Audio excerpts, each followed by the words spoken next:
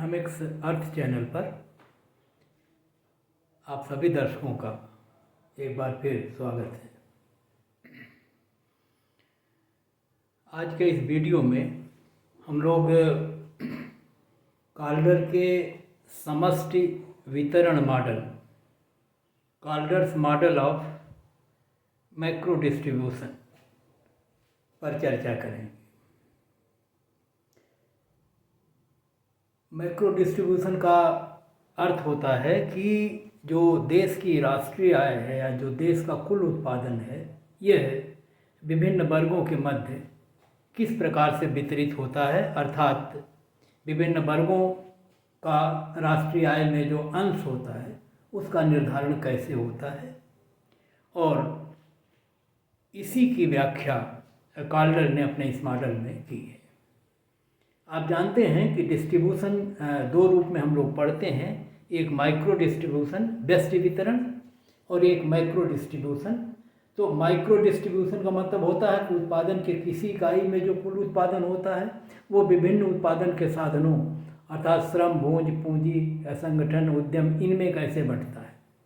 और जब micro distribution की बात हम करते हैं तो इसका मतलब है कि किसी अर्थव्यवस्था में किसी वर्ष में जो कुल उत्पादन होता है उसके कुल उत्पादन का विभिन्न उत्पादन के साधनों को जो भाग मिलता है उसका निर्धारण कैसे होता है। तो इस संदर्भ में आज के इस वीडियो में हम काल्डर के इस संदर्भ में उनके योगदान का अध्ययन करेंगे और जिसको हम लोग काल्डर्स मॉडल ऑफ मैक्रो डिस्ट्रीब्यूशन के नाम से जानते हैं।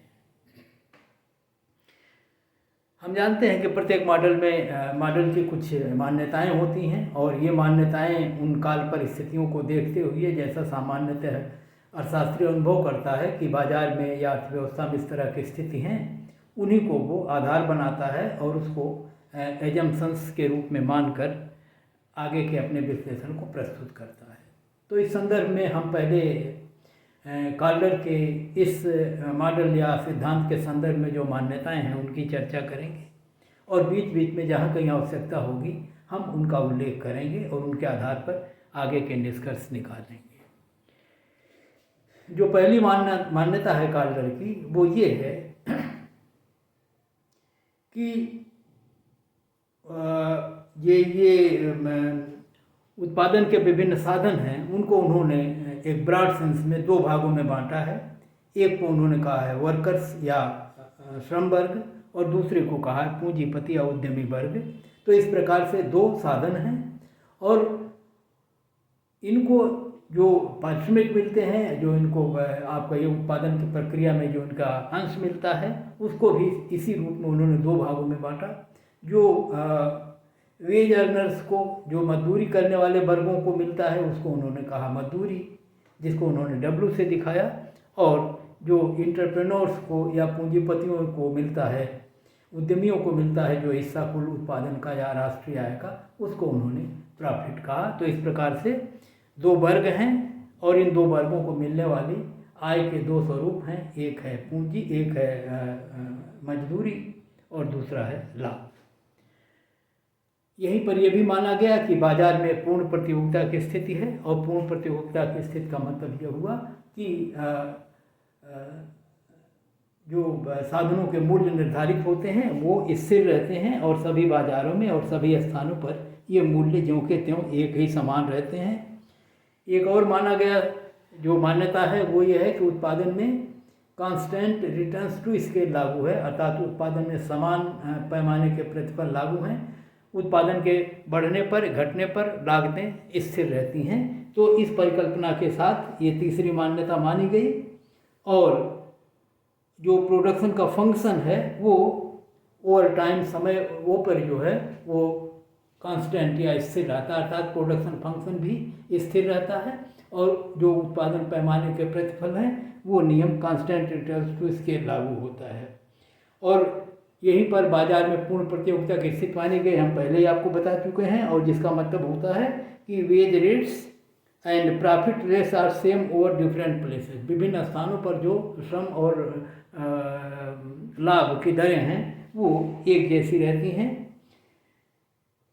यहाँ पर मार्जिनल प्रोपेंसिटी टू कंज्यूम या सेव की बात कही गई, जिसका अर्थ आप सभी जानते हैं कि अपनी आय में से जो हिस्सा हम बचाते हैं या जो बढ़ी हुई आय का जो बचतों में वृद्धि के रूप में हम करते हैं या उपभोग में वृद्धि के रूप में करते हैं, तो उपभोग में वृद्धि जो होती है वो उपभोग की सीमांत प्रवृत्ति के रूप में हम लोग जानते हैं, डेल्टा सी बटा वाई, और जो बचतों में वृद्धि होती है उसको delta S upon delta Y के रूप में जानते हैं, जिसको हम कहते हैं मार्जिनल प्रोपेंसिटी टू सेव। यहाँ पर दो वर्ग हैं, एक पूंजीपति या लाभ अर्जक वर्ग है और दूसरा जो है वेज या मजदूरी अर्जक वर्ग श्रमिक। उन्होंने कहा कि इन दोनों की जो बचत की प्रवृत्तियाँ होती हैं वो उनमें अंतर होता है, या दूसरे भाषा में हम कह सकते हैं जो भोग की प्रवृत्तियाँ होती हैं उनमें अंतर होता है। और यहाँ पर उन्होंने दिखाने का प्रयास किया है कि श्रमिकों की बचत की प्रवृत्तियाँ अपेक्षाकृत कम होती हैं और जो प्रॉफिट अर्नर्स हैं, लाभ कमाने वाला वर्ग है, उनकी बचत की प्रवृत्तियाँ ज़्यादा होती हैं। तो इस रूप में ये मान्यता मानी गई। और the investment income output ratio जो है एक इंडिपेंडेंट वेरिएबल, एक और टर्म आ रहा है कि कुल आय का कितना भाग निवेश पर या उत्पादन प्रक्रिया में लगाया जाता है निवेश के रूप में। निवेश को या इन्वेस्टमेंट को या इन्वेस्टमेंट का जो आय से अनुपात है, उत्पादन से अनुपात है, उस अनुपात को इस मॉडल में उन्होंने इंडिपेंडेंट रखा है। इसका मतलब मॉडल में जो अन्य वेरिएबल प्रयोग होंगे, उपयोग में लाए जाएंगे, उनसे ये प्रभावित नहीं है, ये आउटसाइड या एक्सोजेनस फैक्टर से प्रभावित होता है। इस नाते वो एक इंडिपेंडेंट फैक्टर के रूप में इस मॉडल में प्रयुक्त किया गया है। और यहीं पर यह भी कहा गया कि अर्थव्यवस्था में पूर्ण रोजगार की स्थिति है और पूर्ण रोजगार की स्थिति के अंतर्गत ही ये मॉडल डेवलप किया गया है। और इस रूप में एक तरह से टोटल आउटपुट या इनकम जो है ये दी हुई मानी जा सकती है। और ये भी माना गया कि श्रमिकों की जो पूर्ति है वो असीमित है, अनलिमिटेड है, अर्थात जितने भी श्रमिकों की आवश्यकता होगी जब कभी भी उतने अर्थव्यवस्था में उपलब्ध होंगे निवेश वृद्धि के साथ साथ। तो इन जो प्रमुख मान्यताओं के साथ हम इस मॉडल को प्रारंभ कर सकते हैं। पहले उसके मैथमेटिकल रूप को हम आपको दिखाएंगे और फिर उनके आधार पर जो निष्कर्ष निकलेगा वो आपके समक्ष हम रखेंगे। तो हम बोर्ड पर चलते हैं और कैल्डर मॉडल की जो ये मान्यताएं हैं, उनके मान्यताओं के आधार पर हम जैसे कि कहा कि आय के कुल राष्ट्रीय आय को दो भागों में विभाजित किया जाता है, एक भाग होगा मजदूरी का और एक भाग होगा प्रॉफिट का। तो उसको इन्होंने यहाँ से आप देख सकते हैं y = W + P। W y जो है राष्ट्रीय आय है, W जो है वो इनकम ऑफ लेबर है जिसको हम वेजेज कहेंगे, और P जो है इनकम ऑफ एंटरप्रेन्योर्स है और जिसको हम प्रॉफिट कहेंगे। तो ये वेज है और ये प्रॉफिट है। और P जो है ये उल्टा ऊपर लिखा गया है जिसको हमने आय के नीचे लिख दिया है। तो आप ये जान लें कि ये वेज है और ये प्रॉफिट है। W जो है वेज है और P जो है वो प्रॉफिट है। और अब बचत को यस से दिखाया गया है, और क्योंकि दो वर्ग हैं इस नाते बचत भी इन दोनों वर्गों की बचतों का योग होगी। तो एक बचत वर्कर्स की है, वेज अर्नर्स की है, और एक बचत जो है प्रॉफिट अर्नर्स की है। दोनों को जोड़ के कुल बचत प्राप्त की जा सकती है। तो ये कुल एस जो है ये टोटल सेविंग है, और इसमें SW जो है इसका मतलब है सेविंग ऑफ वर्कर्स, और SP जो है इसका मतलब सेविंग ऑफ प्रॉफिट अर्नर्स। तो ये इनके दोनों की को हम जोड़ते हैं बचत को, ये कुल बचत होती है। और अब लिखा गया कि ये जो SW है और ये जो SP है वो किस पर निर्भर करेगा? वो निर्भर करेगा कि लेबर्स की या वेज अर्नर्स की आय कितनी है, और जो आय है उसको हम W दिखा रहे हैं, और उसका कितना हिस्सा वो बचाते हैं। अगर वो पता चल जाए, जिसको हम बचत प्रवृत्ति कहते हैं, तो उस बचत प्रवृत्ति से गुणा करके हम कुल आय के उस हिस्से से गुणा कर देंगे जितना वो बचाते हैं। जैसे हम कहते हैं 20% बचाते हैं, तो जितनी आय होगी उसका 20% वो उनकी बचत होगी। और इस प्रकार से बचत की प्रवृत्तियों, जिसको यहाँ हम मार्जिनल प्रोपेंसिटी टू सेव कहेंगे, और जिसका अर्थ है कि आय का वो औसतन कितना भाग बचाते हैं, तो ये मार्जिनल प्रोपेंसिटी टू सेव होगी। और मार्जिनल प्रोपेंसिटी टू सेव को दोनों को एस और डब्ल्यू को हम स्मॉल लेटर से लिखेंगे। तो इस प्रकार से ये जो एस डब्ल्यू है, जिसका मतलब है वर्कर्स की कुल बचत जो है, ये इनके कुल आय का एक अंश होगी, और ये अंश है एस डब्ल्यू, जिसको हम बचत की सीमांत प्रवृत्ति कहेंगे। इसी तरह से जो प्रॉफिट अर्नर्स की सेविंग है वो एसपी लिखेंगे, और इसका मतलब हुआ ये जो दोनों स्मॉल एसपी लिखे हुए हैं, इसका मतलब है ये marginal propensity to save of profit earners है, लाभ अर्जकों की बचत प्रवृत्ति है, और उनकी आय जिसको हम प्रॉफिट कहते हैं उससे गुणा करेंगे तो ये मिल जाएगा उनकी कुल बचत कितनी है। तो इन दोनों बचतों के योग के स्थान पर हम ये दोनों इसका और इसका योग लिख सकते हैं, ये हम आगे देखेंगे, और ये हमने ये बता दिया।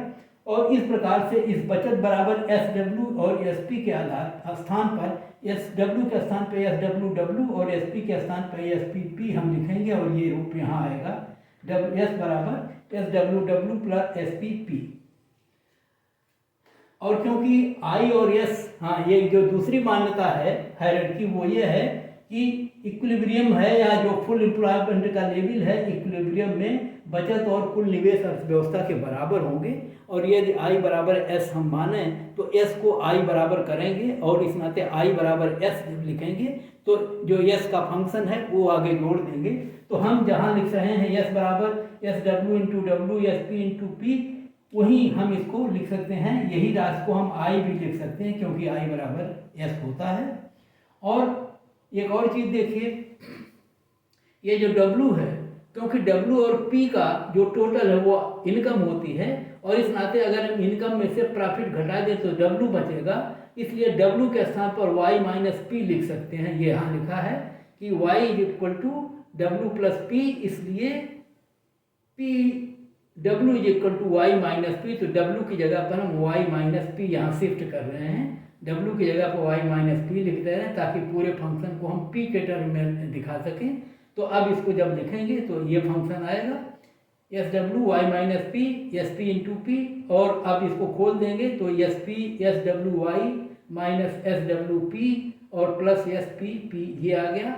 और ये एस पी पी पी जहाँ है इसको एक जगह कर लिया और वाई को अलग कर दिया, तो अब ये प्लस है ये माइनस है, इसको लिख सकते हैं S P minus S W, क्योंकि दोनों में पी है, इस नाते ब्रैकेट लगा के इससे गुणा कर सकते हैं। तो ये राशि इधर आ गई, और ये प्लस में है, इस नाते इसको एस डब्ल्यू वाई लिख सकते हैं। तो इस फंक्शन को इस रूप में बदला जा सकता है। अब एक काम और हम लोग कर सकते हैं कि इन दो, ये जो इधर आई है और इधर ये है आई का जो बचत प्रवृत्ति वाई और पी के रूप में जो फलन है, इन दोनों पक्षों को हम वाई से डिवाइड कर सकते हैं। और तो जब दोनों भागों को y से डिवाइड करेंगे, इधर y से भाग होगी तो i बटा y हो जाएगा, इधर पूरे में जब y से भाग होगी तो देखिए एस डब्ल्यू अपान वाई में y से भाग होगी तो y कटेगा, केवल एस डब्ल्यू बचेगा, और इधर जब भाग होगी तो p बटा y हो जाएगा, और ये जो कहते हैं वैसे गुणा करता रहेगा। तो इस प्रकार से एक इक्वेशन हमें मिलेगी, ये जो निवेश और आय, इन्वेस्टमेंट और इनकम के रेशियो को दिखाता है, और इसको हम इस रूप में बचत प्रवृत्तियों और प्रॉफिट के फलन के रूप में इसको हम लिख सकते हैं। तो इधर पी और वाई दो टर्म है जो से ये प्रभावित हो रहा है, और ये तीन टर्म इधर हैं एस पी और एस डब्ल्यू, जो बचत प्रवृत्तियां हैं श्रमिकों और लाभार्थकों की। अब हम इस दूसरे वाले फलन में एक काम और कर सकते हैं कि S P minus S W से पूरे फलन को फिर भाग दें, और अगर गुणा भाग करें तो देखिए भाग का मतलब होता है एक बटा S P minus S W, तो आई बटा वाई यहाँ है, इसमें एक बटा S P minus S W इससे भाग हो गया ये, और जब इधर भाग करेंगे तो इस हिस्से में जो भाग करेंगे तो ये कट के खत्म हो जाएगा, केवल पी वाई बचेगा, और इसमें जब भाग करेंगे तो एस पी बटा S P minus S W बचेगा। तो ये डिवाइड करने के बाद ये रूप मिलेगा, और इस रूप को अगर हम पी वाई के टर्म में लिखना चाहें तो पी वाई को यहीं रहने दें, तो इस वाले हिस्से को इधर ले जाएंगे जो माइनस हो जाएगा, और इसलिए हम इसको पी वाई बराबर ये लिख के 1 upon S P minus S W I upon Y, और उसमें से ये घटा दें minus S W upon S P S W. तो ये रूप दूसरी इक्वेशन हमें आ गई। दो इक्वेशन हमें मिली, एक में हमको निवेश और आय का अनुपात मिलता है और दूसरे में हमको प्रॉफिट और इनकम का अनुपात मिलता है। और ये दोनों जो हिस्से हैं या दोनों जो हमारे चर हैं अनुपात के रूप में, निवेश आय अनुपात और लाभ आय अनुपात, ये जो निर्भर करते हैं उनकी निर्भरता को हम ये दिखा रहे हैं कि ये 3 तत्वों पर निर्भर करते हैं, 4 तत्वों पर। एक है श्रमिकों की बचत प्रवृत्ति, एक है लाभ अर्जकों की बचत प्रवृत्ति, और एक है आई निवेश और है वाई आय। तो इस प्रकार से इस निष्कर्ष पर जो ये पहुँचते हैं कार्डर, और इस निष्कर्ष के आधार पर वो कुछ निकालने का प्रयास करते हैं। और जो निकालेंगे वो ये देखिए पी वाई, ये निकालने का प्रयास कर रहे हैं कि कुल आय में लाभ का अनुपात कितना होगा, ये किस पर निर्भर करेगा। और अगर इस फलन को आप देखेंगे तो 2 चीज़ें हमें यहाँ आपको ध्यान दिला दें। एक तो उन्होंने ये माना था कि श्रमिकों की बचत प्रवृत्ति एस डब्ल्यू और लाभ अर्जकों की बचत प्रवृत्ति एस पी दोनों कांस्टेंट हैं, स्थिर हैं। और ये भी माना था कि लाभ अर्जकों की बचत प्रवृत्ति एस पी जो है ये श्रमिकों की बचत प्रवृत्ति एस डब्ल्यू से अधिक होती है। फिलहाल यहाँ हम केवल ये मान के चलें कि ये कांस्टेंट है, और अगर ये कांस्टेंट है तो ये हिस्सा पूरा और ये हिस्सा पूरा कांस्टेंट हो जाएगा और केवल बचेगा आई अपान वाई। और इस प्रकार से हम कह सकते हैं कि P अपान वाई को जो निर्धारित करने वाला तत्व है ये है आई अपान वाई। इस प्रकार से कुल आय में जो निवेश का अंश है, जिसको हम निवेश और आय अनुपात कहते हैं, यही जो है ये P अपान वाई अर्थात राष्ट्रीय आय में P के अंश को निर्धारित करेगा। और ये जो निर्धारण है या जो दोनों के जो संबंध हैं वो स्पष्टता दिखते हैं कि ये धन के चिन्ह से जुड़ा हुआ है, इस नाते ये धनात्मक है। जिसका अर्थ ये हुआ कि जब निवेश और आय अनुपात बढ़ेगा तो कुल राष्ट्रीय आय में P का अंश, लाभ का अंश बढ़ेगा। और जब 2 ही अंश हैं, लाभ अंश और मजदूरी अंश, तो जब लाभ अंश बढ़ेगा तो इसका मतलब है मजदूरी का अंश घटेगा। तो इसके आधार पर ये जो निष्कर्ष निकाला है वो जो उनकी मान्यताएं हैं उनके आधार पर निकलेगा, जिसकी व्याख्या हम आगे कर रहे हैं। और उन मान्यताओं में ये चीज़ तब संभव है जब एसपी और एसडब्ल्यू को कांस्टेंट माना गया है। कांस्टेंट जब मानेंगे तब दोनों का जो संबंध है वो धनात्मक हो जाएगा, अर्थात निवेश आय बढ़ने पर लाभ का अंश बढ़ेगा राष्ट्रीय आय में। और एक और टर्म यूज होगा कि क्या ये इक्विलिब्रियम जो पूर्ण रोजगार स्तर पर प्राप्त होगी और जिस पर लाभ और आय के अंश निर्धारित होंगे, ये इक्विलिब्रियम स्टेबल होगी, बनी रहेगी। और उसके स्थिरता के लिए ये आवश्यक होगा कि SP is greater than SW हो, अर्थात लाभ अर्जकों की जो बचत प्रवृत्तियां हैं वो मजदूर वर्ग या श्रमिक वर्ग की बचत प्रवृत्तियों से ज़्यादा हो। ये इस स्टेबिलिटी के लिए, पूर्ण रोजगार स्तरीय स्टेबिलिटी के लिए आवश्यक है। और इसीलिए उस मान्यता को उन्होंने अपने इस मॉडल में स्वीकार किया है। और सामान्यतः ऐसा ही उन्होंने कहा कि कम से कम अगर विकसित अर्थव्यवस्थाओं की बात करें तो उसमें ये अधिकांशतः सत्य है कि श्रमिकों की जो बचत प्रवृत्तियां होती हैं वो कम होती हैं और इनकी बचत प्रवृत्तियां जो हैं वो लाभार्थक वर्गों की या साहसी वर्गों या उद्यमियों की, पूंजीपतियों की वो ज़्यादा होती है। यहाँ पर हम लोग एक चित्र का सहारा ले सकते हैं और उस चित्र के माध्यम से कुछ और स्पष्ट होगा ये इस मॉडल का पक्ष जो है, इस नाते हम इस चित्र को यहाँ पर समझाने का आपको प्रयास करते हैं। ध्यान रखिएगा, एक नए तरह का चित्र है जिसके अक्षों पर जो चीज़ें दिखाई गई हैं वो सामान्यतः इसके पहले कभी हम लोग नहीं पढ़े हैं। ये जो अक्ष है एक्स अक्ष, इस पर P/Y दिखाया गया है, जिसका मतलब है कुल आय में लाभ का अंश। और इस अक्ष पर निवेश और आय के अनुपात दिखाए गए हैं जो वहाँ हैं, तो ये दोनों यही दिखाए जा रहे हैं।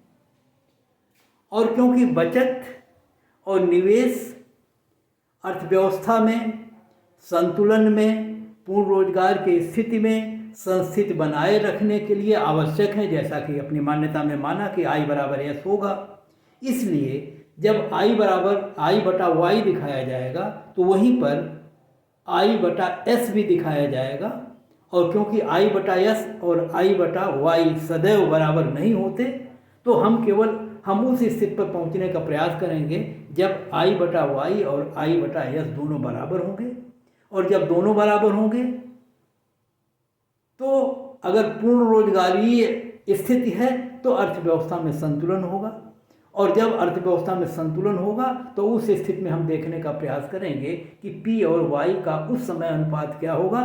और P और Y का ये अनुपात हमें मिल इसलिए जाएगा क्योंकि हम जानते हैं कि P/Y I/Y पर निर्भर करेगा।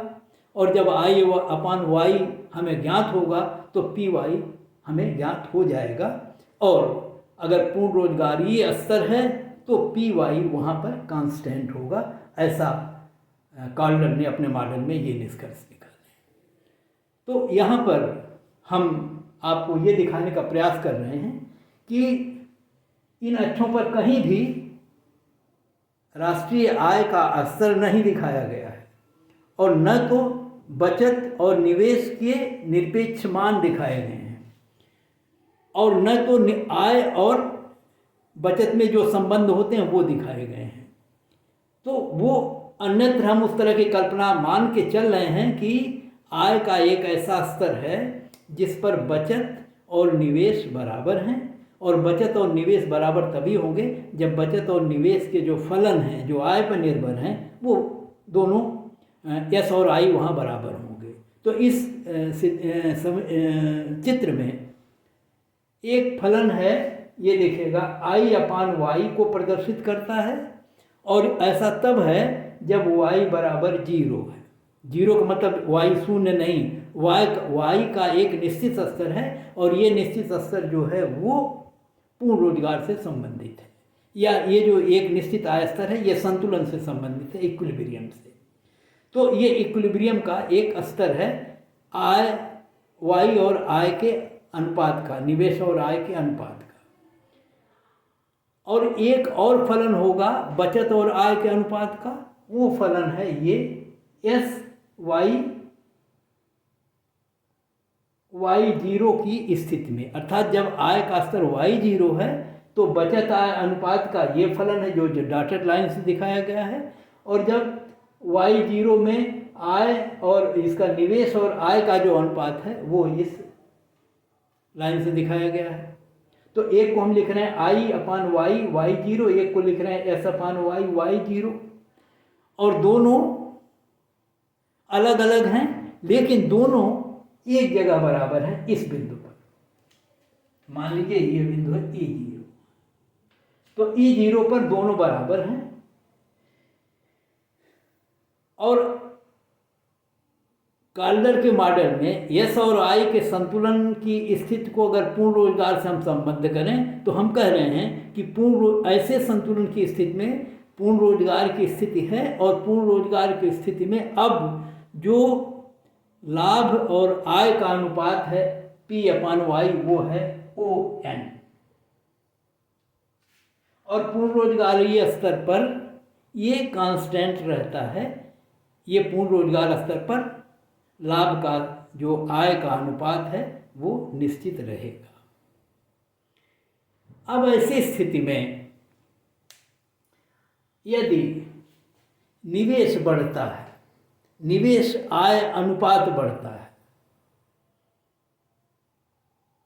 तो और उस अनुपात को हम Y1 आय से प्रदर्शित करना था, तो Y1 के आय के स्तर पर आय और निवेश का एक दूसरा स्तर है हो जाएगा, और दूसरा स्तर जब होगा तो हम इस संतुलन बिंदु से हट जाएंगे, और अब जहाँ जाएंगे वहाँ संतुलन स्थापित होने के लिए ये आवश्यक है कि बचत और आय का अनुपात भी इसी अनुपात के बराबर हो जाए, और उसे बराबर होने के लिए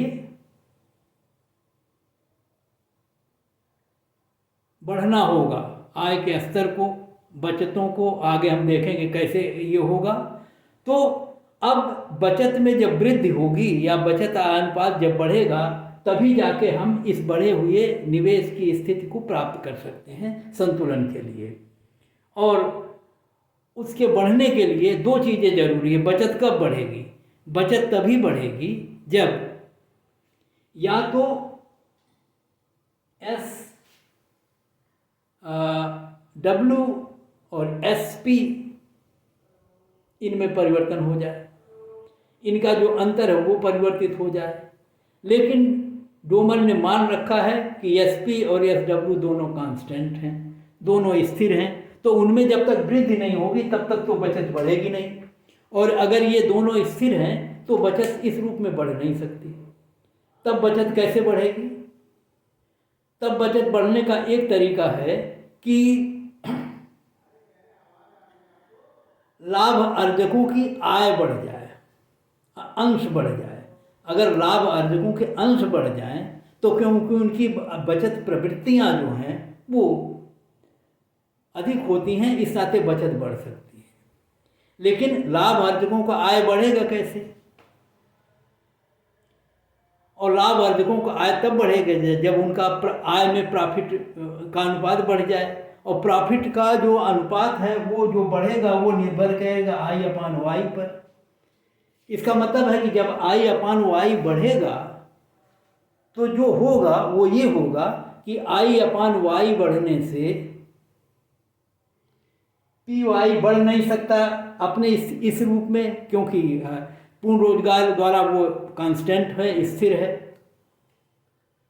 उसके बढ़ने का एक ही तरीका काल्डर कहते हैं होगा, वो ये होगा कि जब निवेश बढ़ेंगे तो लोगों की आय बढ़ेगी।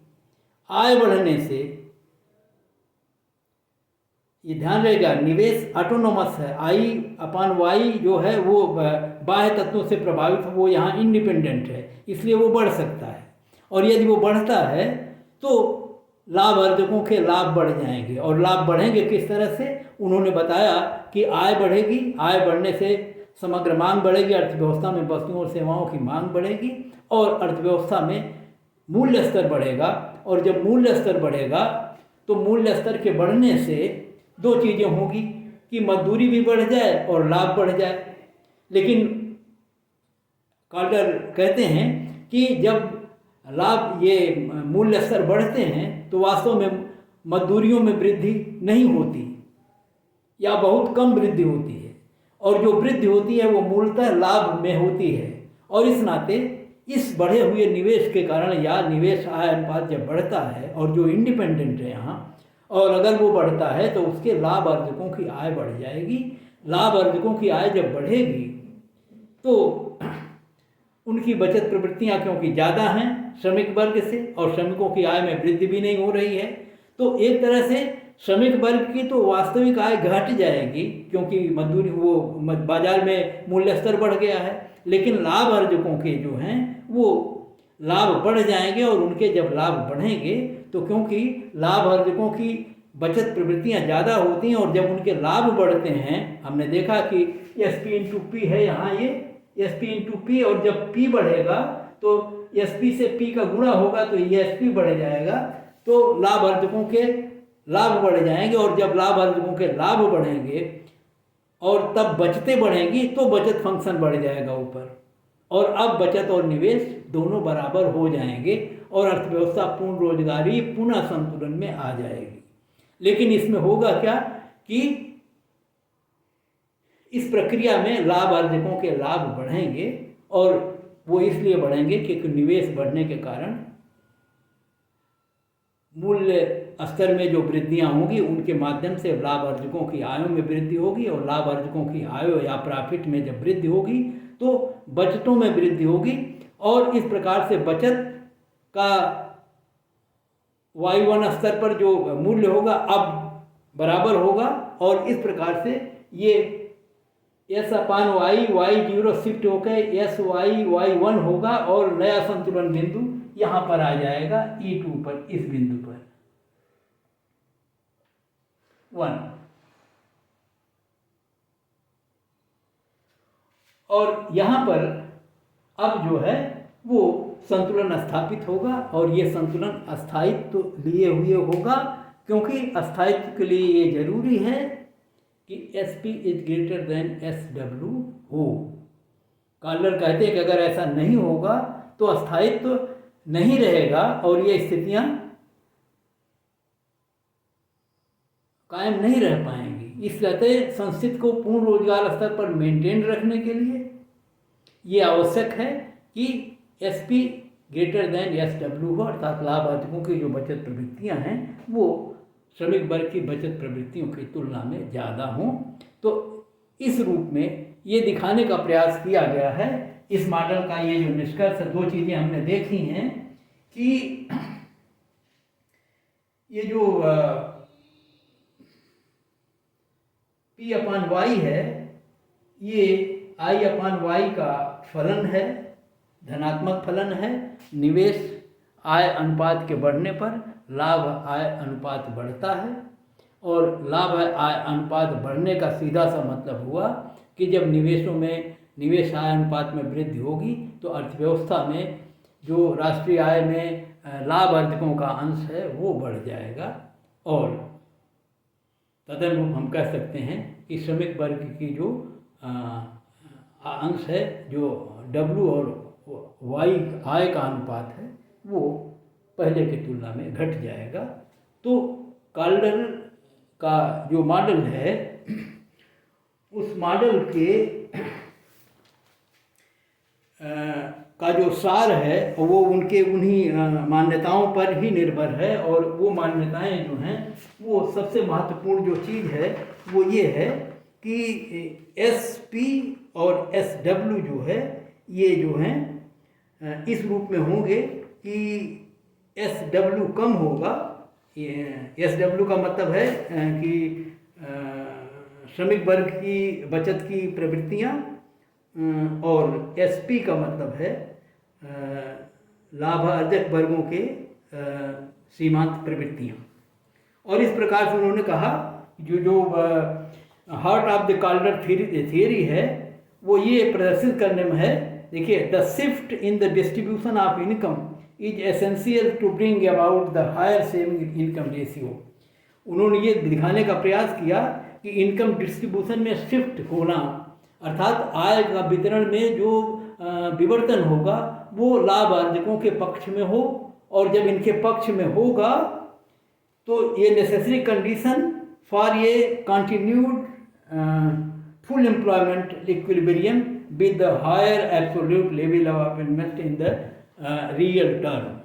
तो ये यहाँ से इस बिंदु पर जो हम गए हैं वहाँ से एक माध्यम से हमें दिखा रहे हैं कि ये संतुलन के लिए आवश्यक है कि अर्थव्यवस्था में SP ग्रेटर देन SW हो, और निवेश आय अनुपात में वृद्धि हो, और निवेश आय अनुपात में जब वृद्धि होगी तो लाभ अर्जक वर्गों के लाभांश में वृद्धि होगी, राष्ट्रीय आय में लाभ का अंश बढ़ेगा, और जब लाभांश बढ़ेगा तो बचत बढ़ेगी, और इस प्रकार से बचत निवेश के संतुलन के लिए ये आवश्यक है, और पूर्ण रोजगार स्तरीय संतुलन के लिए आवश्यक है कि निवेश आय अनुपात बढ़े, और तदनुरूप या उसके कारण जो है लाभ आय अनुपात में वृद्धि हो, और ताकि अर्थव्यवस्था को पूर्ण रोजगार के स्तर पर समयोपरि मेंटेन्ड या अस्थायी तौर पर बनाए रखा जा सके। तो ये इक्विलिब्रियम के स्थायित्व के लिए आवश्यक है, और यही काल्डर मॉडल की एक तरह से देन है।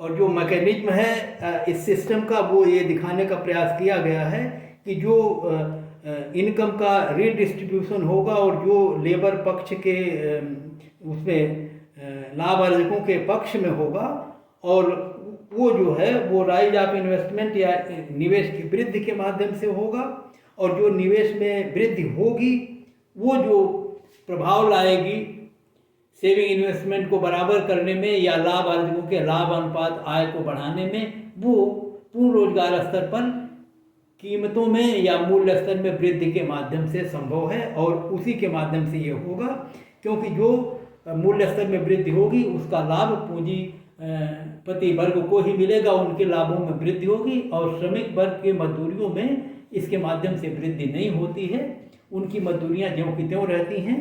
और इस तरह से जो शिफ्ट होगा डिस्ट्रीब्यूशन ऑफ इनकम में या आय का जो लाभ के पक्ष में जो आय बढ़ेगी और जिसमें लाभ का अंश बढ़ेगा, उस लाभ अंश के बढ़ने के कारण अर्थव्यवस्था में संतुलन को बनाए रखा जा सकेगा। और ये संतुलन बनाए रखने के लिए ये भी आवश्यक शर्त है कि लाभ अर्जकों की बचत प्रवृत्तियाँ वेज अर्नर्स की बचत प्रवृत्तियों या मजदूरों वर्ग के बचत प्रवृत्तियों की तुलना में ज़्यादा हो।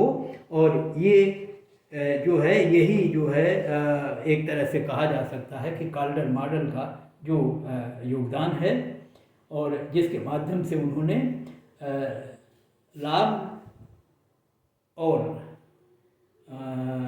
मजदूरी के अंशों का निर्धारण किया, और अस्थायित्व को बनाए रखने के संदर्भ में उन्होंने ये मुख्य जो जोड़ दिया वो आय वितरण पर दिया।